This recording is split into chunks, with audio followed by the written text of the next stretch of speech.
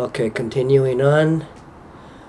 We discussed some population estimates for earlier man earlier in the book, and I should have included these next details then. However, I am writing from my notes, and this is the next notes that come up. East Africa is without a doubt the origins of humans. Unless current information arises refuting this, we will stick to this fact. This geographical origin seen now, today, consists of 5 out of 10 of the largest populations in Africa. I mean the area, East African area, consists of 5 out of the 10 of largest populations in Africa. So I think that's an interesting point. The origin and the center of human life contains, even today, the largest area of population in Africa.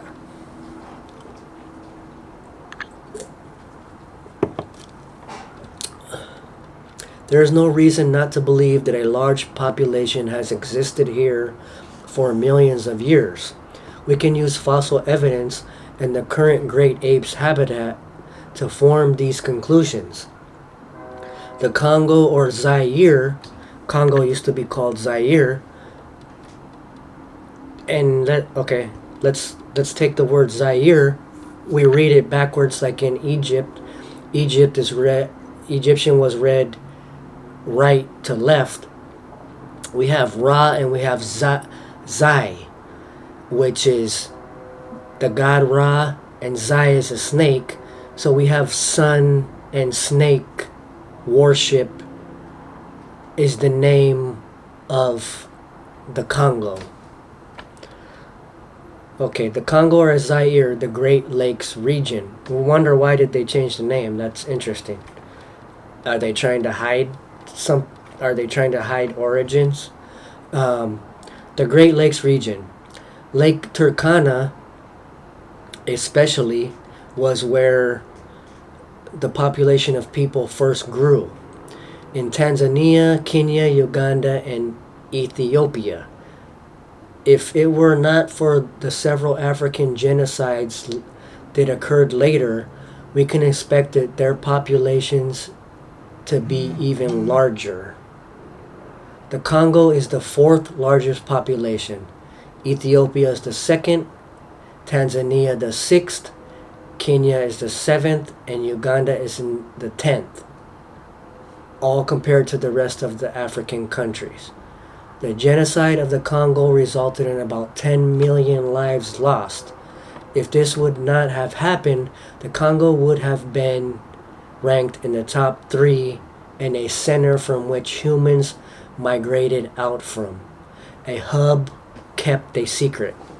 Imagine when King Leopold II discovered the millions of black people living here. A hidden civilization that had grown since the beginning of our ancestors' existence. The Congo was its original name. Okay, so I maybe I got that wrong. The Congo was the original name. Its original inhabitants were a pygmoid population found today in small numbers in a few remote forest areas. I'm just using the word pygmoid because that's what the authors of the sources used.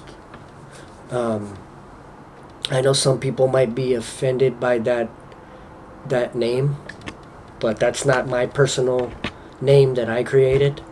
A people of which, contrary to most texts and history books, were not worthy of the title given to them of savages.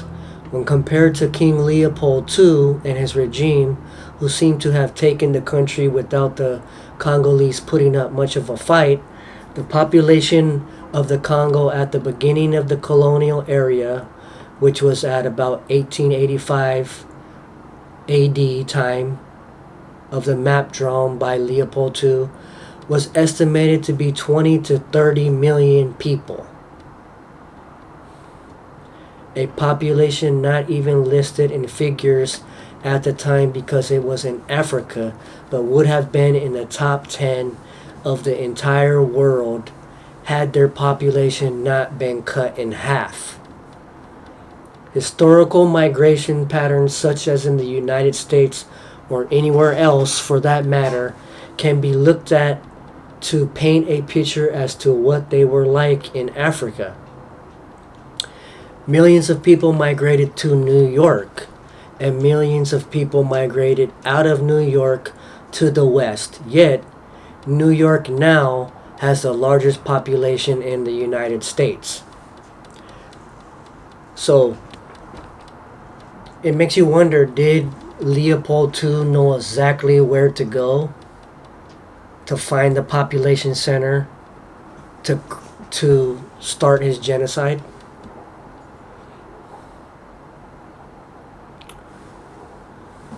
The Western colonial empires destroyed any powerful metropolitan area that they found. Grandparents and parents would usually stay in their hometown while their children might seek somewhere new to live, while at the same time remaining in communication with their parents. It is not to assume that early Africa was like this, but that it was similar to these traditions that were passed on.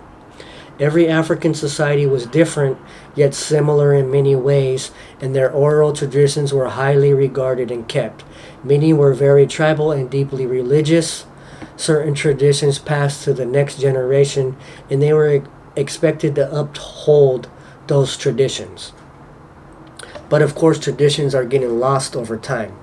The first migrations from the center of East Africa moved north of Lake Turkana from Kenya and south, and also southward into Tanzania from Kenya.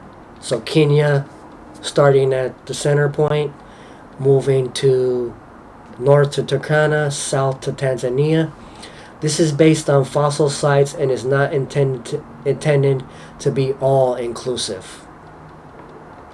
More than likely, you have wandering families who moved away by themselves, away from the general population center. Right? You have those people that don't. You have those.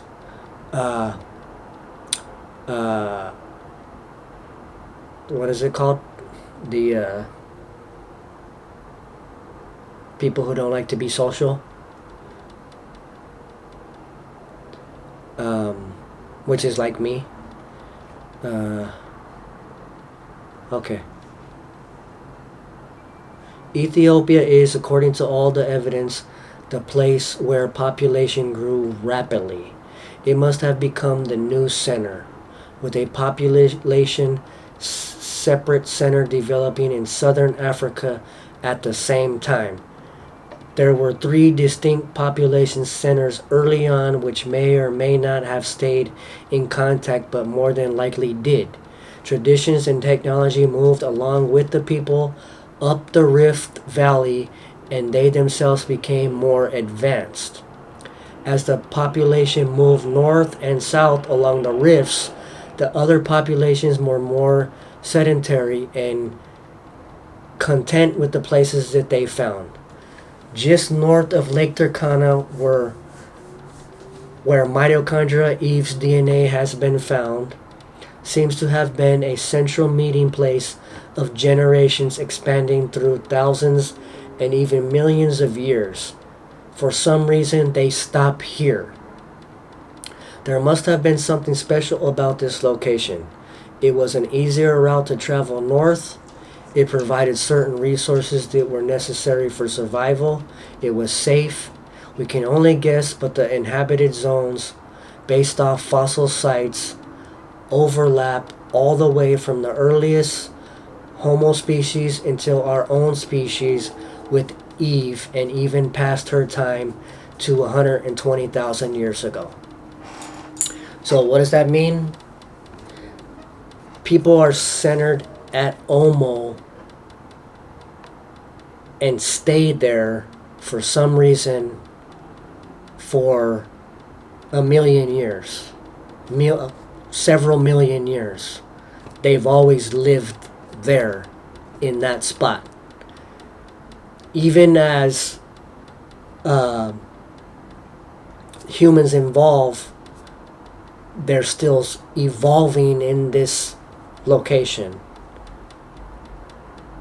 Okay, so so what I'm kind of trying to do is paint you a picture of how humans left just east of Lake Victoria as great apes. They're evolving, they're spreading north, and they're spreading south, and they're evolving.